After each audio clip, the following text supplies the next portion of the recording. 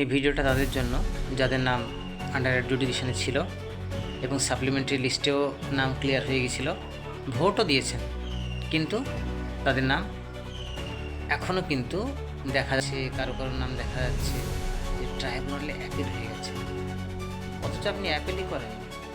এই বিষয়টা কেন? দেখুন, একটা বিষয় আলোচনা করি আপনাদের সামনে, যে আপনার নাম তো ট্রাইব্যুনালে অ্যাপ্লাই করা হয়নি, যেহেতু সাপ্লিমেন্টারি লিস্টে চলে এসেছে, আপনি অলরেডি ভোটও দিয়েছেন, তাহলে কেন এরকম আসছে?